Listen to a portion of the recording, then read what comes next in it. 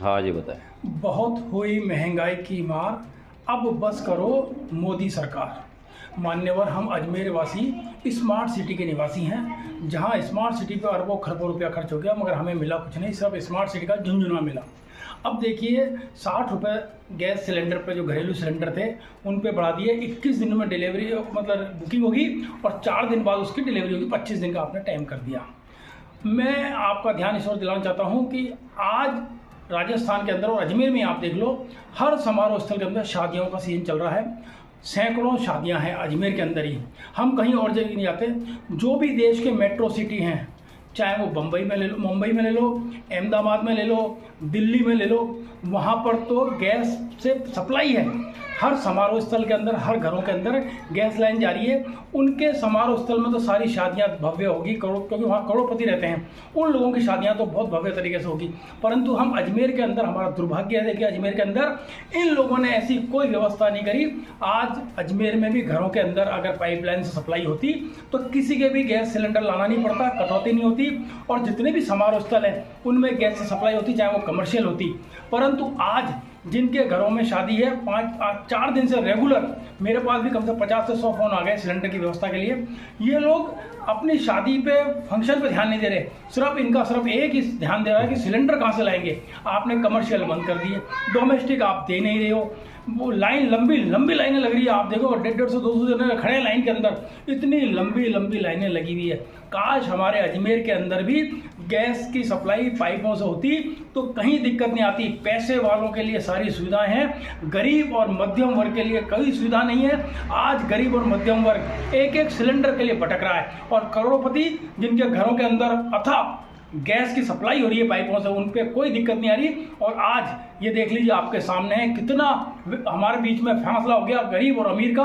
अमीर अपनी शादी में जहाँ 1 सिलेंडर खर्च करना होता है वो 5 सिलेंडर खर्च करेगा, परंतु जो गरीब है, जहाँ 5 सिलेंडर के चक्कर में 1 सिलेंडर से भी कैसे करके वो अपने घर में जो शादियां हैं उसको निपटाएगा। तो सरकार इस ओर ध्यान देवे, और जितनी भी शादियां हैं उनके लिए जिला रसद अधिकारी एक ऐसा पैकेज बनाओ कि उनको कोई दिक्कत नहीं आवे। जहाँ जहाँ शादी है वहाँ पे या तो कमर्शियल तो आपने बंद कर दिया, डोमेस्टिक वाले, क्योंकि अब आप जैसे घर के अंदर शादी है, वो समारोह स्थल वाला डोमेस्टिक को अलाउ नहीं कर रहा कि हम अंदर नहीं आने देंगे। अब आप कमर्शियल दे नहीं रहे हो, डोमेस्टिक को अंदर जाने नहीं दे रहे हो, तो जिला रसद अधिकारी तुरंत इस पर एक्शन लेते हुए एक आदेश जारी करे कि सभी समारोह स्थल में डोमेस्टिक कनेक्शन अनुमति है। और ये हर शादी वालों को जिनके घर में शादी है उनका वो कार्ड के ऊपर 10-10 सिलेंडर की कम से कम व्यवस्था करे, जिससे इन लोगों के जिनके घरों में शादी है, दूसरे प्रोग्राम है, उनमें व्यवधान ना पड़े, उनके कोई परेशानी ना हो। ये मैं आपके चैनल के माध्यम से मुख्यमंत्री जी से, रसद विभाग मंत्री जी से, रसद मंत्री से और अजमेर जिले के जिला रसद अधिकारी से निवेदन करना चाहता हूं कि इस पर जल्दी से जल्दी संज्ञान लेवे, जिससे लोगों को परेशानी ना हो। चलिए, आपने तो ये समस्या बताई, लेकिन अब इसका भविष्य क्या दिखता है? भविष्य तो बहुत खराब दिख रहा है। जैसे जैसे युद्ध बढ़ेगा ये परेशानी ज़्यादा बढ़ती जाएगी। अमेरिका तो घुटने पर आ गया, अमेरिका तो कह रहा है कि हमने तो युद्ध तो खत्म ही हो गया, जबकि आज ही समाचार पत्रों में कह दिया कि ईरान ने कह दिया कि युद्ध तो हम खत्म करेंगे, शुरू तूने किया है, खत्म हम करेंगे। ईरान को इन्होंने बहुत हल्के में ले लिया था, ईरान ने पूरे विश्व को हिला के रख दिया है। और अभी तो देखिए जाओ, सबसे ज़्यादा मार जो आर्थिक मंदी की मार पड़ेगी वो हमारे देश भारत के अंदर पड़ेगी। चौथे नंबर का हमारा देश है, मिलियन क्या, चौथे नंबर पे अर्थव्यवस्था के अंदर आज अपने देख लो 6 दिन के अंदर ही कैसी हालत हो गई है।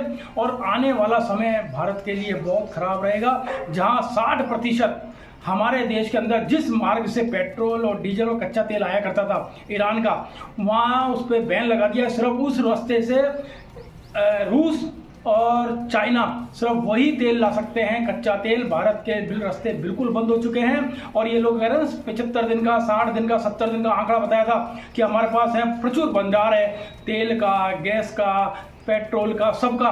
कुछ भी नहीं है, सिर्फ शोशेबाजी है, सिर्फ बेवकूफ़ बना रहे हैं। कुछ भी नहीं है इनके पास, पूरे खोखले हैं। इनकी कोई विदेश नीति नहीं है, कोई इन्होंने स्टोरेज नहीं किया। आज देश को ऐसे विषम परिस्थिति में अंदर इन्होंने ढकेल दिया है। सिर्फ अब मैं तो कह रहा हूँ आप चल के अब ये नेहरू जी को याद करेंगे कि इसके अंदर नेहरू को कैसे घुसड़ा जाए। हर जगह नेहरू जी को याद कर लेते हैं। अरे आपकी नीतियाँ इतनी खराब है जिस कारण देखिए आप मनमोहन सिंह जी की नीति आप देखते हो, विदेश नीति कितनी गजब की थी। हमारे वो थे लाल बहादुर शास्त्री जी, आप इंदिरा गांधी जी, अरे आप हम तो कांग्रेसी की बात नहीं कर रहे, आप अपने पूर्व प्रधानमंत्री अटल बिहारी वाजपेयी के वक्तव्य तो देख लीजिए जो उन्होंने संसद में दिए थे, उस पर ध्यान करते हुए इस पर ध्यान चाहिए।